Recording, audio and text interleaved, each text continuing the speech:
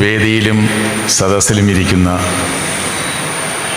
മാർക്സിനെ ആക്ഷേപകരമായി വിളിച്ച ഒരു വാചകം കടമെടുത്തുകൊണ്ട് നിങ്ങളെല്ലാവരെയും അഭിസംബോധന ചെയ്യാം, നിങ്ങൾ പരിഭവിക്കില്ല എന്ന് കരുതിക്കൊണ്ട് വേദിയിലും സദസ്സിലും ഇരിക്കുന്ന ചുവന്ന ചെകുത്താന്മാരെ, സുഹൃത്തുക്കളെ, സഖാക്കളെ,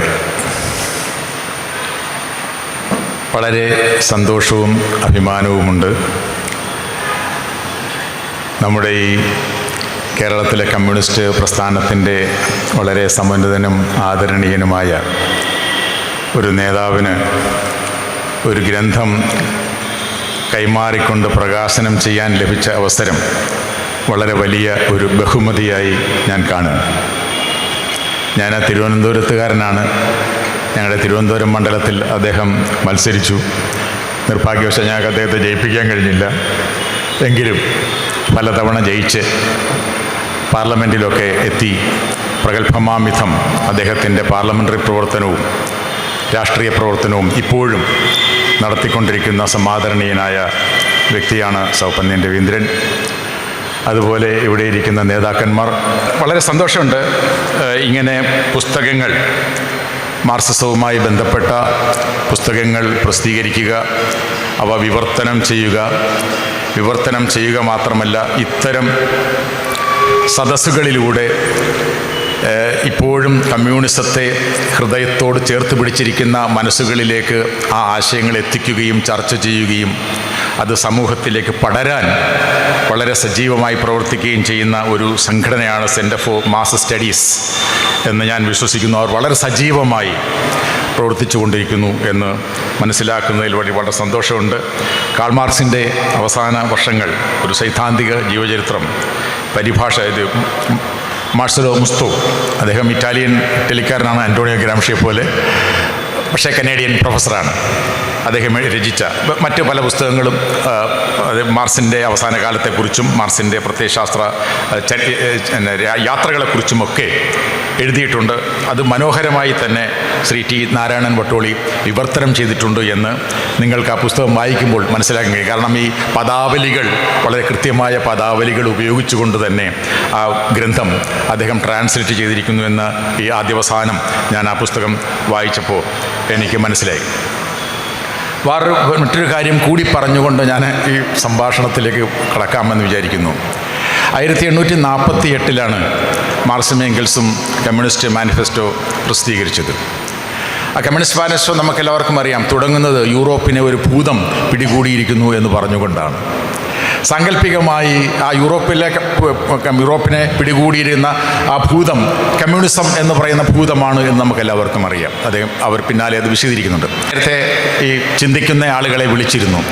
പക്ഷേ ബഹുമാനപ്പെട്ട പ്രധാനമന്ത്രി, ഇന്ത്യൻ പ്രധാനമന്ത്രി ഒരു പടി കൂടി കടന്ന് നമുക്കൊരു ക്വാളിഫിക്കേഷൻ തന്നു. ദിമാഗി എന്ന് പറയുന്ന ഇൻ്റലക്ച്വൽസാണ്. നേരത്തെ അർബൻ, ചുമ്മാതെ ഇങ്ങനെ നഗരത്തിൽ കറങ്ങി നടക്കുന്ന ബുദ്ധിമാൻമാർ എന്ന് നടിക്കുന്ന ആളുകൾ നക്സൽസ് എന്നാണ് പറഞ്ഞിരുന്നതെങ്കിൽ ഇപ്പോൾ ഒരു ഔദാര്യം എന്നുള്ള നിലയ്ക്ക് ദിമാഗി, ബുദ്ധിയുള്ളവരാണ്. അത് അത്രയും സമ്മതിച്ചതിൽ നമുക്ക് വളരെയധികം സന്തോഷമുണ്ട്. അപ്പോൾ അങ്ങനെ അദ്ദേഹം പറഞ്ഞതിൻ്റെ അടിസ്ഥാനത്തിൽ നമ്മൾ നേരത്തെ ഈ കോക്രോച്ച് ജനതാ പാർട്ടി ഉണ്ടായതുപോലെ ഇപ്പോൾ ദിമാഗി നക്സൽ പാർട്ടി ഉണ്ടായിരിക്കുകയാണ് സോഷ്യൽ മീഡിയയിൽ. അതിന് ഒരുപാട് ആളുകൾ വന്നുകൊണ്ടിരിക്കുന്നു എന്ന് നമുക്ക് എല്ലാവർക്കും അറിയാം. അപ്പോൾ അത്തരമൊരു സാഹചര്യം കൂടി ഉണ്ട്. കാരണം മസ്തിഷ്കം ഉപയോഗിക്കുന്ന നക്സലുകൾ, പക്ഷെ മസ്തിഷ്കം ഉപയോഗിക്കുന്ന നക്സലുകൾ അപകടകാരികളാണ്. ഈ 2026 പ്രാധാന്യമുണ്ട്. അന്റോണിയോ ഗ്രാംഷിയുടെ മസ്തിഷ്കം മരവിപ്പിക്കണം, 20 വർഷത്തേക്ക് മരവിപ്പിക്കണം എന്ന് ഫാസിസ്റ്റ് ഭരണകൂടം ഇറ്റാലിയൻ കോടതിയിൽ പറഞ്ഞത് 1926 നവംബർ മാസം 9 അതിൻ്റെ 100ാം വർഷമാണ്. മരവിപ്പിക്കാൻ കഴിഞ്ഞു അദ്ദേഹത്തിൻ്റെ മസ്തിഷ്കത്തെ മരവിപ്പിക്കാൻ കഴിഞ്ഞെന്ന് മാത്രം, അദ്ദേഹത്തെ വധിക്കാൻ കഴിഞ്ഞു. 20 വർഷത്തിനുള്ളിൽ 1937 അദ്ദേഹം മരിച്ചു. പക്ഷേ അദ്ദേഹത്തിൻ്റെ മസ്തിഷ്കത്തെ മരവിപ്പിക്കാൻ കഴിഞ്ഞില്ലെന്ന് മാത്രമല്ല, ലോക കമ്മ്യൂണിസത്തിന് മാർസിൽ നിന്നും ഒരു പടി കൂടി അപ്പുറത്തേക്ക് മാർക്സിസം സഞ്ചരിക്കേണ്ടതുണ്ട് എന്ന് മനസ്സിലാക്കുകയും അങ്ങനെ അതിന് 30ഓളം നോട്ട് പുസ്തകങ്ങളിൽ 3000ഓളം പേജുകൾ എഴുതി അദ്ദേഹം നമ്മളെ കമ്മ്യൂണിസ്റ്റ് പ്രത്യയശാസ്ത്രത്തെ ശക്തിപ്പെടുത്തി എന്ന് നമുക്കറിയാം. അപ്പോൾ അങ്ങനെയുള്ള ഒരു കാലം, ഒരു 100 വർഷത്തിൻ്റെ ഫാസിസത്തിൻ്റെ 100 വർഷം എന്ന് പറയുന്ന വളരെ അപകടകരമായ ഒരു കാലം താണ്ടി നമ്മളിന്ന് എത്തി നിൽക്കുകയാണ്. ഈ മാർക്സിസത്തിൻ്റെ ഞാൻ പറയാൻ ഉദ്ദേശിക്കുന്ന കാര്യത്തിലേക്ക് പോകുന്നതിന് മുമ്പ് ഈ പുസ്തകത്തിൽ മാർക്സിൻ്റെ ഒരു പ്രാധാന്യത്തെക്കുറിച്ച് പരാമർശിക്കുന്ന 1-2 പാസേജുകളുണ്ട്. അത് ഞാൻ വായിച്ചിട്ട് ഞാൻ കുറച്ച് വാചകങ്ങൾ കൂടി പറഞ്ഞുകൊണ്ട് എൻ്റെ സംഭാഷണം അവസാനിപ്പിച്ചുകൊള്ളാം. ഈ ഗ്രന്ഥത്തിൻ്റെ ആമുഖത്തിൽ പറഞ്ഞിരിക്കുന്ന എന്നെ ആകർഷിച്ച ഒരു വാചകം, ഞാൻ ഈ പുസ്തകം പരിചയപ്പെടുത്തുന്നതിലേക്ക് കടക്കുന്നില്ല, അദ്ദേഹത്തോട് നേരത്തെ പറയാണ്. 1-2 വാചകങ്ങൾ മാത്രം പറയാം. ഒരു വാചകം ഇതിൻ്റെ ആമുഖത്തിൽ മുഖവുരയിൽ പറഞ്ഞിരിക്കുന്ന ഒരു വാചകം എനിക്ക് വളരെ വളരെ അട്രാക്റ്റീവായിട്ടും ഇപ്പോൾ വളരെ റെലവൻസ് ഉള്ളതുമായിട്ട് തോന്നി. അതിങ്ങനെയാണ്, വാചകത്തിൻ്റെ ഒരു ഭാഗമാണ്: സൈദ്ധാന്തിക കാർക്കശ്യത്തോടെ ഭാവിയിലേക്ക് വിരൽ ചൂണ്ടി നിൽക്കുന്ന കരിങ്കൽ രാക്ഷസ സ്തൂപമല്ല മാർക്സ്.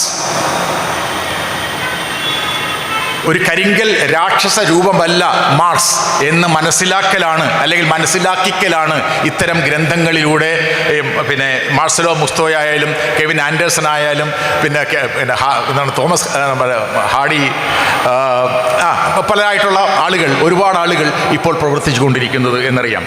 അതുപോലെ തന്നെ ഇതിനകത്ത് ഈ ഗ്രന്ഥം ആരംഭിക്കുന്നത് ദ സൺ എന്ന അമേരിക്കൻ ദിനപത്രത്തിൻ്റെ പത്രാധിപരായ ജോൺ സ്വിൻറ്റൺ എന്ന് പറയുന്ന ഒരാൾ അദ്ദേഹത്തെ ഇൻ്റർവ്യൂ ചെയ്യാൻ വരുന്ന സംഭവം പരാമർശിച്ചുകൊണ്ടാണ് ഈ ഗ്രന്ഥം ആരംഭിക്കുന്നത്. അതിൻ്റെ 1880 സെപ്റ്റംബർ 6 ആ പത്രത്തിൻ്റെ, അമേരിക്കൻ പത്രമാണ്, അമേരിക്കൻ പത്രത്തിൻ്റെ മുൻ പേജിൽ ആ ഇൻ്റർവ്യൂ കൊടുത്തു. ആ ഇൻ്റർവ്യൂവിൽ അദ്ദേഹം പരാമർശിക്കുന്ന ഒരു വാചകം വളരെ നമ്മൾ അറിഞ്ഞിരിക്കേണ്ടതാണ് എന്നെനിക്ക് തോന്നുന്നു. രാഷ്ട്രങ്ങളെ വിറപ്പിക്കുകയും സിംഹാസനങ്ങളെ തകർക്കുകയും ചെയ്ത മിക്ക ഭൂകമ്പങ്ങൾക്ക് പുറകിലും അദ്ദേഹം മാർക്സ് ഇന്നും നിലയുറപ്പിച്ചിട്ടുണ്ട്. യൂറോപ്പിൽ ജീവിച്ചിരിക്കുന്ന മറ്റേതൊരു മനുഷ്യനേക്കാൾ കിരീടധാരികൾക്കും അംഗീകൃത തട്ടിപ്പുകാർക്കും ഭീഷണി ഉയർത്തി അവരിൽ ഭീതി വിതച്ചുകൊണ്ട് അദ്ദേഹം നിലകൊള്ളുന്നു. ഇന്നും അദ്ദേഹം നിലകൊള്ളുന്നു നമ്മോടൊപ്പം. മറ്റൊരു വാചകം ഇവിടെ സ്വാഗത പ്രസംഗത്തിൽ അത് സൂചിപ്പിക്കുകയുണ്ടായി. ഈ സ്വിൻറ്റൺ അദ്ദേഹത്തിൻ്റെ സംഭാഷണം അവസാനിപ്പിക്കുന്നത്, ഇൻ്റർവ്യൂ അവസാനിക്കുന്നത് ഈ ഒരു ചോദ്യത്തോടാണ്: എന്താണ് നിലനിൽപ്പിൻ്റെ നിയമം? എന്താണ് നിലനിൽപ്പിൻ്റെ നിയമം എന്ന് ചോദിച്ചപ്പോൾ അദ്ദേഹം ഒട്ടും ശങ്കയില്ലാതെ ഒറ്റ വാചകം പറഞ്ഞു: പോരാട്ടം. ആ പോരാട്ടമാണ് നമ്മളെ മുന്നോട്ട് നയിക്കേണ്ടത്. നമ്മളെ ഈ ആലിസ് ഇൻ വണ്ടർലാൻഡ് എന്ന നോവലിൽ പറയുന്നുണ്ട്, നിങ്ങൾ നിൽക്കുന്നിടത്ത് നിൽക്കണമെങ്കിൽ തന്നെ ഓടണം, നിങ്ങൾ എത്തിച്ചേരണമെന്ന് ആഗ്രഹിക്കുന്ന സ്ഥലത്ത് എത്തണമെങ്കിൽ ഇരട്ടി വേഗത്തിൽ ഓടണം എന്ന് പറയും. നമ്മൾ ഇന്ന് നിൽക്കുന്ന ഇടത്ത് നിൽക്കണമെങ്കിൽ തന്നെ ഗംഭീരമായ പോരാട്ടം നമ്മൾ നടത്താൻ നിർബന്ധിതരാണ്. എന്നാൽ നമുക്ക് എത്തിച്ചേരാനുള്ള ലക്ഷ്യങ്ങളിലേക്ക് കടക്കണമെങ്കിലോ അതിനേക്കാൾ ഇരട്ടി വേഗത്തിൽ നാം ഓടണം. കാലഘട്ടം നമ്മോട് ആവശ്യപ്പെടുന്നത് അത്തരമൊരു പോരാട്ടമാണ്. അത്തരമൊരു പോരാട്ടം നമുക്ക് നടത്താൻ കഴിഞ്ഞില്ലെങ്കിൽ കേവലമായ ചർച്ചകൾ കൊണ്ട് വളരെ ഗുണം ഉണ്ടാകും എന്ന് വ്യക്തിപരമായി ഞാൻ വിശ്വസിക്കുന്നില്ല. കാരണം ലെനിൻ പറയും, നമുക്കൊരു വിപ്ലവം നടത്തണമെങ്കിൽ നമുക്കൊരു വാൻഗാർഡ് പാർട്ടി വേണം, നമുക്കൊരു പ്രസ്ഥാനം വേണം. എന്താണ് ഒരു പ്രസ്ഥാനത്തിൻ്റെ ഏറ്റവും പ്രധാനപ്പെട്ട ഘടകം എന്ന് അദ്ദേഹം ചോദിക്കുന്നുണ്ട് നമ്മളോട്. എന്നിട്ട് അദ്ദേഹം തന്നെ പറയുന്നുണ്ട്, ഒരു പ്രസ്ഥാനത്തിന് ഏറ്റവും പ്രധാനപ്പെട്ട 2 ഘടകങ്ങൾ ഉണ്ടാവണം. ഒന്ന് ഇൻസ്റ്റിറ്റ്യൂഷണൽ സ്ട്രക്ചറും ഒന്ന് ഐഡിയോളജിക്കൽ സ്ട്രക്ചറും ഉണ്ടാവണം. ഇൻസ്റ്റിറ്റ്യൂഷണൽ സ്ട്രക്ചറും ഐഡിയോളജിക്കൽ സ്ട്രക്ചറും പ്രത്യയശാസ്ത്രപരമായ ഘടകവും സ്ഥാപനപരമായ ഘടകവും ഉണ്ടാകുമ്പോഴാണ് യഥാർത്ഥത്തിൽ ഒരു വാൻഗാർഡ് പാർട്ടി ഉണ്ടാകുന്നത്. അങ്ങനെ വാൻഗാർഡ് പാർട്ടി ഈ പ്രത്യയശാസ്ത്രത്തിൽ അദ്ദേഹം പറയും, when an idea grips you it will become a material force എന്ന് പറയും. നിങ്ങളെ ഒരു ആശയം ഗ്രസിച്ചാൽ അത് നിങ്ങളൊരു ഭൗതിക ശക്തിയായി മാറും എന്ന് പറയും. നമ്മളെ ആശയം ഗ്രസിച്ചു കഴിഞ്ഞാൽ നമ്മളെ ആശയം ഗ്രസിച്ചു കഴിഞ്ഞാൽ നമുക്ക് എവിടെയെങ്കിലും ഒരു കസേരയിൽ അടങ്ങി ഒതുങ്ങിയിരിക്കാൻ കഴിയത്തില്ല. നമ്മളൊരു വിപ്ലവകാരിയായി മാറുന്നത്, സമൂഹത്തോട് ചോദ്യങ്ങൾ ചോദിച്ചു തുടങ്ങുന്നത്, സമൂഹത്തെ വെല്ലുവിളിക്കുന്നത് തീർച്ചയായും നമ്മളിലൊരു ആശയം കടന്നു കയറുമ്പോഴാണ്. ലെനിൻ വളരെ കൃത്യമായി അത് മനസ്സിലാക്കിയിരുന്നു. നിങ്ങളെ ഒരു ആശയം ഗ്രസിച്ചാൽ ആ ആശയം നിങ്ങളൊരു ഭൗതിക ശക്തിയായി മാറും. ഭൗതിക ശക്തിയായി മാറുമെന്ന് പറഞ്ഞാൽ ഞാനെന്ന് പറയുന്ന ജോസഫ് ആൻ്റണി അല്ലാതായി മാറുകയും ഞാനൊരു വിപ്ലവകാരിയായി മാറുകയും ചെയ്യും. അപ്പം ഞാനിന്നിവിടെ നിൽക്കുന്നു എന്നുണ്ടെങ്കിൽ അതിൻ്റെ അർത്ഥം അദ്ദേഹം പറയും, നമ്മുടെ ഈ മാർക്സ് തന്നെ ഒരിക്കൽ പറയുന്നുണ്ടല്ലോ, ഞാൻ ശ്രീ സുനിൽ പിള്ളയിടത്തിൻ്റെ ഒരു പ്രഭാഷണത്തിൽ കേട്ടു. മാർക്സ് തന്നെ പറഞ്ഞിട്ടുണ്ട്, ഞാൻ ഈ ജനങ്ങളുടെ കാര്യത്തിൽ ഇടപെടാതിരുന്നെങ്കിൽ ഏതെങ്കിലും ഒരു വലിയ സർവകലാശാലയിൽ പ്രൊഫസറായിട്ടിരുന്നേനെ എന്ന് പറയും. അപ്പം നമ്മളൊക്കെ പ്രൊഫസർ ആവുന്നെങ്കിൽ അതിൻ്റെ അർത്ഥം നമ്മളൊക്കെ ഒരു വകയ്ക്കും കൊള്ളാത്തവരാണെന്നാണ്. അപ്പോൾ അങ്ങനെ ജനങ്ങളുടെ കാര്യത്തിൽ പിന്നെ ഈ മൂലധനം എഴുതാൻ ഞാൻ ശ്രമിച്ചു, മൂലധനം എഴുതി ജനങ്ങൾക്ക് വേണ്ടിയിട്ട് പ്രവർത്തിച്ചു എന്ന് പറഞ്ഞപ്പോൾ അദ്ദേഹത്തിൻ്റെ അമ്മ പറഞ്ഞതായി പറയുന്നത്, ഈ എഴുതിയ സമയം കൊണ്ട് എന്തെങ്കിലും കുറച്ച് മൂലധനം ഉണ്ടാക്കിയെങ്കിൽ കുഞ്ഞുങ്ങൾ രോഗം വന്ന് മരിക്കത്തില്ലായിരുന്നു എന്നൊക്കെ പറയുന്നുണ്ട്. അദ്ദേഹത്തിൻ്റെ മക്കളൊക്കെ രോഗം വന്ന് മരിക്കുന്നു. അപ്പം ഞാൻ പറഞ്ഞു വരുന്നത്, ജനങ്ങളുടെ പ്രശ്നങ്ങളിലേക്ക് ഇങ്ങനെ നോക്കിക്കൊണ്ടിരിക്കുകയും അവരുടെ പ്രശ്നങ്ങൾ എൻ്റെ പ്രശ്നങ്ങളായി മാറുകയും ചെയ്യുന്ന ഒരു പ്രത്യയശാസ്ത്രം ഗ്രസിച്ചതുകൊണ്ടാണ് കാൾ മാർക്സ് ആയത്. അപ്പം ഞാൻ പറഞ്ഞു വന്നത്, നമ്മളെ ഒരു സംഘടന ഒരു വൻഗാർഡ് പാർട്ടി ഉണ്ടായാൽ മാത്രമേ നമ്മുടെ നാടിൻ്റെ പ്രശ്നങ്ങൾ പരിഹരിക്കുന്നതിന് വേണ്ടിയിട്ടുള്ള ഇടപെടലുകളിലേക്ക് നീങ്ങാൻ കഴിയും. ആ ഇടപെടലുകളുടെ ഒരു ചെറിയ ഉദാഹരണം, അതൊരു ആശയം ഒരു കൂട്ടം ആളുകളെ ഗ്രസിച്ചപ്പോൾ ഉണ്ടായ ഒരു മാറ്റമാണ് ഈ കോക്രോച്ച് ജനതാ പാർട്ടി എന്ന് പറയുന്നത്. ഒരു വികാരമായി മാറി. പെട്ടെന്ന് ഒരു അനീതിക്കെതിരായിട്ടുള്ള ഒരു വികാരമായി മാറിയപ്പോഴാണ് ഒരു മന്ത്രി, അതായത് ഒരു കാരണവശാലും ഒരു ജനകീയ പ്രശ്നങ്ങളോടും പ്രതികരിക്കരുത് എന്ന് നിർബന്ധ ബുദ്ധിയുള്ളൊരു പ്രസ്ഥാനത്തിൻ്റെ മന്ത്രി രാജിവെക്കേണ്ടി വന്നത് ഒരു വികാരമായി മാറിയപ്പോഴാണ്. അത്തരമൊരു വികാരം ഉണ്ടാവണം. നമുക്കെല്ലാവർക്കും അറിയാം, ഇവിടെ ബഹുമാനപ്പെട്ട സ്വാഗത പ്രസംഗകൻ സൂചിപ്പിച്ചു, ഈ മുതലാളിത്തം എന്നത് മാർക്സ് ജീവിച്ചിരുന്ന കാലത്ത് 19-ാം നൂറ്റാണ്ടിൽ ആദ്യം മുതൽ അവസാനം വരെ ഏതാണ്ട് കാലത്ത് ജീവിച്ചിരുന്ന വ്യക്തിയാണ്. മുതലാളിത്തം എന്ന് പറയുന്നത് അത്രമാത്രം ശക്തമായ ഒരു പ്രസ്ഥാനമായി, ഒരു രാഷ്ട്രീയ സംവിധാനമായി, വളരെ ശക്തമായ ഒരു സംവിധാനമായി മാറിയിരുന്നില്ല അക്കാലത്ത്. നമുക്കറിയാം ഇന്നെന്താണ് സ്ഥിതി. ഇന്ന് അതിശക്തമായി വളർന്നിരിക്കുന്നു. എന്തുകൊണ്ടാണ്? അപ്പോൾ അങ്ങനെയുള്ള ഒരു പ്രത്യയശാസ്ത്രത്തെ അല്ലെങ്കിൽ ഒരു സംവിധാനത്തെ എങ്ങനെ നാം നേരിടണം? നമ്മൾ പറയും, മാർക്സിസം പഠിക്കേണ്ട ആവശ്യമുണ്ടോ എന്നൊരുപാട് പേര് ചോദിക്കുന്നുണ്ട്. മാർക്സിസം പഠിക്കേണ്ട ആവശ്യമുണ്ട്, അല്ലെങ്കിൽ മാർക്സിസം ശരിയായിരുന്നു എന്ന് ടെറി ഈഗിൾട്ടനെ പോലെയുള്ള ആളുകൾ പറഞ്ഞിട്ടുണ്ട്. നമുക്കറിയാം. എന്താണ് മാർക്സിസം പഠിക്കേണ്ട ആവശ്യം? മാർക്സിസം പഠിക്കേണ്ടതിൻ്റെ ആവശ്യം നമ്മൾ അറിയണമെങ്കിൽ മാർക്സിസം എന്തുകൊണ്ടുണ്ടായി എന്നറിയണം.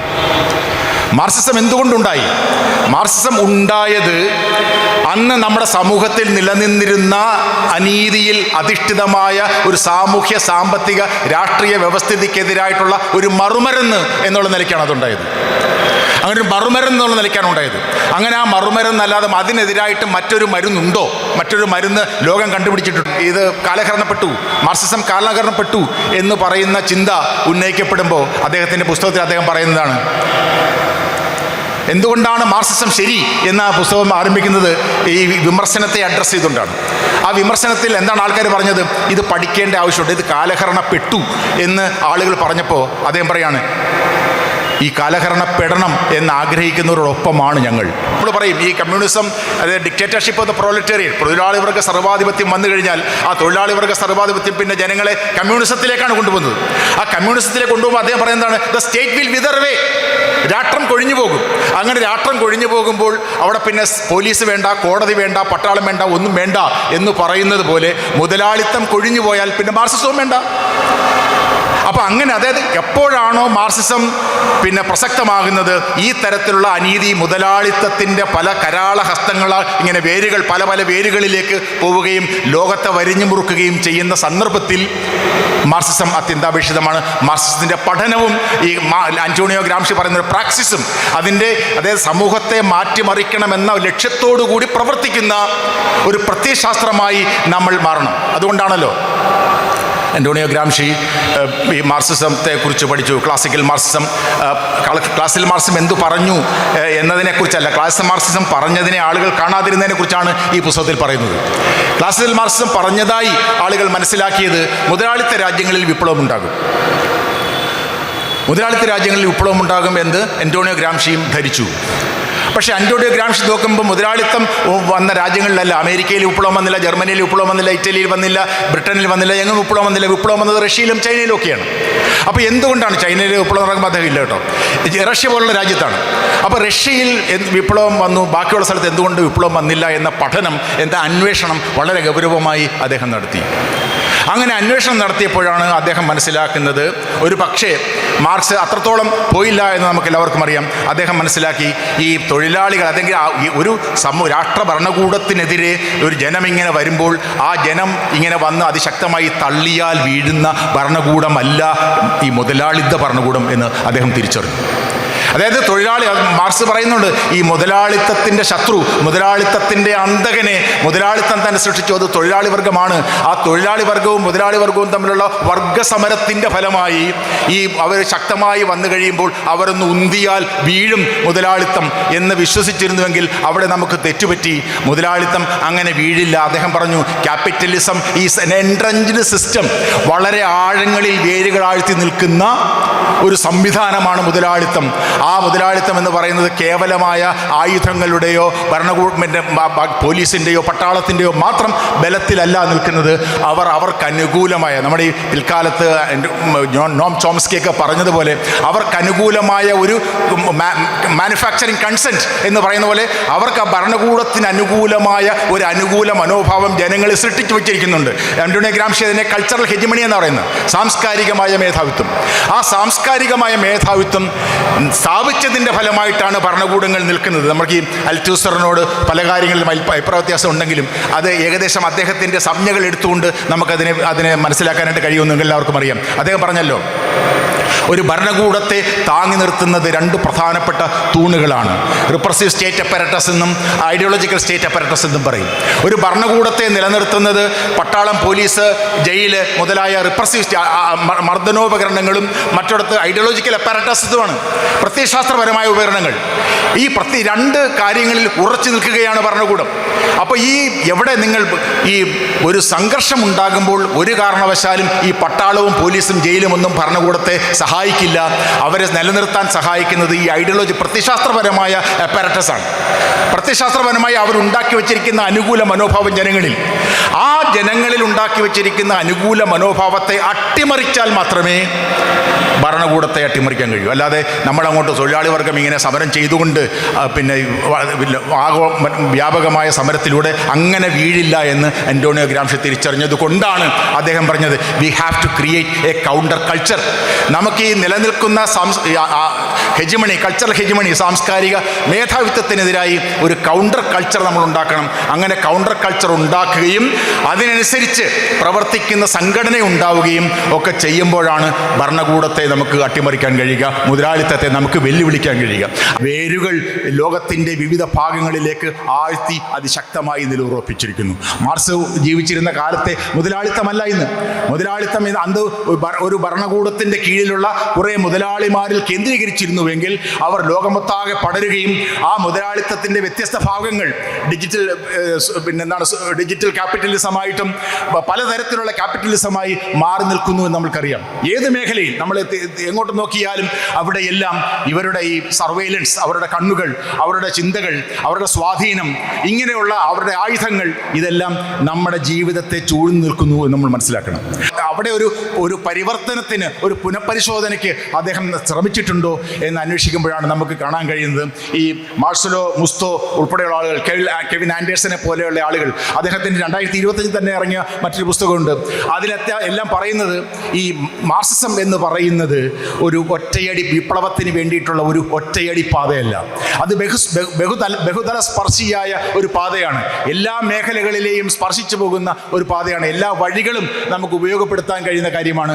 അത് അദ്ദേഹം തന്നെ റഷ്യയിലെ സാഹചര്യങ്ങൾ, ഒബ്സ്റ്റിന എന്ന് പറയുന്ന കൂട്ടുകൃഷി സമ്പ്രദായത്തെ പരിശോധിച്ചുകൊണ്ട് അദ്ദേഹം പറയുന്നുണ്ട്, ഇവിടെയും റഷ്യയിലും വിപ്ലവം സാധ്യമാണ് എന്ന് അദ്ദേഹം പറയുന്നുണ്ട്. എന്ന് പറഞ്ഞാൽ നമ്മൾ പഠിച്ചു വന്ന നമ്മുടെ മനസ്സിൽ തളം കെട്ടി നിൽക്കുന്ന ചിന്തകൾക്കപ്പുറത്തേക്ക് മാർക്സ് ജീവിച്ചിരുന്ന ഈ അവസാന വർഷങ്ങളിൽ അദ്ദേഹം പോയിരുന്നു. നമുക്കറിയാം, വെരാ സസൂലിച്ച് എന്ന് പറയുന്ന ഒരു സോഷ്യലിസ്റ്റ് നേതാവിൻ്റെ ചോദ്യത്തിനുത്തരമായി അദ്ദേഹം ഈ കാര്യം പറയുന്നുണ്ട് വളരെ വ്യക്തമായി ഈ ഗ്രന്ഥത്തിൽ തന്നെ. അദ്ദേഹം പറയുന്നൊരു കാര്യം, മുതലാളിത്തം സാമൂഹ്യ വികാസ ചരിത്രത്തിലെ ഒരു ഘട്ടമാണ്. വിപ്ലവകരമായ മുന്നേറ്റത്തിന് എല്ലാ രാജ്യങ്ങളും മുതലാളിത്തം എന്ന ഘട്ടത്തിൽ എത്തിച്ചേരണമെന്ന് നിർബന്ധമില്ല. സോഷ്യലിസത്തിലേക്ക് ഒരു ഒറ്റയടി പാതയല്ല, നിരവധി വഴികളിലൂടെ സോഷ്യലിസത്തിന് സഞ്ചരിക്കാം എന്ന് അദ്ദേഹം പറയുന്നുണ്ട്. എന്ന് പറഞ്ഞാൽ അതിൻ്റെ അർത്ഥം എന്താണ്? അതായത് നമ്മളെ ഈ മാർക്സിസ്റ്റ് പാഠാവലികളിൽ ഉള്ളത് എന്ന് പറഞ്ഞ് പഠിപ്പിച്ചതിനെ നമ്മൾ തന്നെ ഇപ്പം നമ്മൾ പറയും, ഈ സമരങ്ങളുടെ ഒരു ഘട്ടത്തിൽ പറഞ്ഞു, നിങ്ങൾക്ക് 100 ചോദ്യങ്ങൾക്ക് മറുപടി എഴുതാം, പക്ഷെ ഇപ്പോഴത്തെ ആവശ്യം മറുപടികളെ ചോദ്യം ചെയ്യുക എന്നുള്ളതാണ്. നമ്മൾക്ക് തന്നിരിക്കുന്ന പാഠാവലികളെ നാം തന്നെ ചോദ്യം ചെയ്യുന്നതിന് വേണ്ടിയിട്ടുള്ള ശ്രമങ്ങളാണ് ഇത്തരം മഹനീയങ്ങളായിട്ടുള്ള ഗ്രന്ഥങ്ങൾ. ആ ഗ്രന്ഥങ്ങൾ നമ്മൾ വായിക്കുക മാത്രമല്ല, എന്താണോ അന്റോണിയോ ഗ്രാംഷിയെ പോലുള്ള ചിന്തകന്മാർ പറഞ്ഞത്, മാർക്സ് തന്നെ പറഞ്ഞല്ലോ, ഇതുവരെയുള്ള വ്യാഖ്യാനങ്ങൾ ആണ് ഇതുവരെ ചിന്തകന്മാർ നടത്തിയത്. നമുക്ക് വേണ്ടത് സമൂഹത്തെ മാറ്റിമറിക്കലാണ്. വളരെ അപകടകരമായ കോടിക്കണക്കിന് ആളുകളുടെ ജീവിതം എന്ന് പോലും പറയാൻ കഴിയാത്ത തരത്തിൽ മാറിയിരിക്കുന്ന ഒരു കാലഘട്ടത്തിൽ നമ്മെപ്പോലെയുള്ള ആളുകൾ ഇത്തരം ഗ്രന്ഥങ്ങൾ വായിക്കുകയും നമ്മെക്കൊണ്ട് കഴിയുന്ന തരത്തിൽ സാമൂഹ്യ മാറ്റത്തിന് വേണ്ടി ശ്രമിക്കുകയും അതിന് പ്രവർത്തനോന്മുഖമായി മുന്നോട്ട് വരികയും ആണ് വേണ്ടത്. അതിന് നമ്മെ സഹായിക്കുന്നത് ഇത്തരം ഗ്രന്ഥങ്ങളാണ്. അതുപോലെയുള്ള ഞാൻ ഈ പരാമർശിച്ച ഗ്രന്ഥങ്ങൾ പോലെയുള്ളവ കൂടി ട്രാൻസ്ലേറ്റ് ചെയ്യപ്പെടുകയും ചർച്ച ചെയ്യപ്പെടുകയും അതിന് പ്രചാരം നൽകുകയും, അങ്ങനെ നമ്മൾ പറയും മാർക്സിസം എന്ന് പറയുന്നത് ഒരു പ്രവൃത്യുന്മുഖ ശാസ്ത്രമാണ്. ഗ്രന്ഥങ്ങളിൽ അടങ്ങിയിരിക്കേണ്ടവയല്ല അത്. ഗ്രന്ഥങ്ങളുടെ പുറത്തേക്ക് അവ സഞ്ചരിക്കണം, അല്ലെങ്കിൽ ഗ്രന്ഥം വായിക്കുന്നവരെ പുറത്തേക്ക് സഞ്ചരിപ്പിക്കാൻ പ്രചോദിപ്പിക്കുന്നതാണ് മാർക്സിസം എന്ന് അദ്ദേഹം ആവർത്തിച്ച് പറഞ്ഞിട്ടുണ്ട്. അദ്ദേഹത്തെ നമ്മൾ എഴുത്തുകാരനോ ചിന്തകനോ അല്ലെങ്കിൽ മറ്റൊരു തരത്തിലല്ല മാർക്സിനെ നമ്മൾ വിശേഷിക്കുന്നത്, വിപ്ലവകാരി എന്നാണ്. അപ്പോൾ വിപ്ലവകാരിയായിട്ടുള്ള മാർക്സിനെ വായിക്കുമ്പോൾ ആ വായിക്കുന്നവരൊക്കെ വിപ്ലവകാരികൾ എന്ന് നമ്മൾ പറയും. ചാരുകസേര വിപ്ലവമല്ല വാസ്തവത്തിൽ വേണ്ടത്. ഇക്കാലം നമ്മളോട് ആവശ്യപ്പെടുന്നത് ശരിയായ തലത്തിൽ നമുക്ക് ഇടപെടാവുന്ന മേഖലകളിൽ ചലനങ്ങൾ ഉണ്ടാക്കിക്കൊണ്ട്, ചോദ്യങ്ങൾ ചോദിച്ചുകൊണ്ട്, വെല്ലുവിളിച്ചുകൊണ്ട് നമ്മുടെ രാജ്യത്തിൻ്റെ അസ്തിത്വം, നമ്മുടെ ലോകത്തിൻ്റെ അസ്തിത്വം നമുക്കെല്ലാവർക്കും അറിയാം. നമ്മളിവിടെ ഇത് സംസാരിക്കുമ്പോൾ നമ്മുടെ കൺമുന്നിൽ, ലോകത്തിൻ്റെ കൺമുന്നിൽ ഒരു വംശഹത്യ നടന്നുകൊണ്ടേയിരിക്കുന്നു. ഗാസയിൽ വംശഹത്യ നടന്നുകൊണ്ടേയിരിക്കുന്നു. ഇവിടെ ഐക്യരാഷ്ട്ര സംഘടനയുണ്ട്, ബാക്കിയുള്ള എന്തെല്ലാം തരത്തിലുള്ള അന്തർദേശീയ സംഘടനകളുണ്ട്. അവർക്ക് ആർക്കും അതൊരു പ്രശ്നമല്ല. 70,000 ഏതാണ്ട് 1,00,000 ആളുകൾ കൊല്ലപ്പെട്ട് കഴിഞ്ഞു ഒരു പ്രത്യേക വിഭാഗത്തിൽ പെട്ടുപോയി എന്നുള്ളത് കൊണ്ട് മാത്രം. വെടിനിർത്തൽ കരാറുണ്ട് എന്നിരുന്നാൽ പോലും ഗാസയിലും വെസ്റ്റ് ബാങ്കിലും എല്ലാം വെടിനിർത്തൽ തുടർന്നുകൊണ്ടേയിരിക്കുന്നു. ആരും ചോദിക്കാനും പറയാനുമില്ല. അപ്പോൾ ഇതിനെ ചോദ്യം ചെയ്യാൻ ഉള്ള കരുത്ത് അന്തർദേശീയ സമൂഹവും എല്ലാ തരത്തിലുള്ള സമൂഹവും നേടുമ്പോൾ മാത്രമേ വാസ്തവത്തിൽ മാർക്സിനെ പോലെയുള്ള ആളുകളുടെ ഗ്രന്ഥ പാരായണം അർത്ഥപൂർണമാകൂ. അതിനു വേണ്ടിയിട്ടുള്ള പ്രവർത്തനങ്ങളിൽ ഇവർക്ക് എല്ലാവർക്കും എല്ലാ തരത്തിലുള്ള കരുത്തും ഉണ്ടാവട്ടെ. വായനയിൽ നിന്നും പ്രവൃത്തിയിലേക്ക് പോകാൻ നമ്മളെ പ്രചോദിപ്പിക്കുന്നതായി മാർക്സ് മാറട്ടെ എന്ന് ആശംസിച്ചുകൊണ്ട് ഈ ഗ്രന്ഥം ഔപചാരികമായി പ്രകാശനം ചെയ്തതായി പ്രഖ്യാപിക്കുന്നു. നന്ദി, നമസ്കാരം.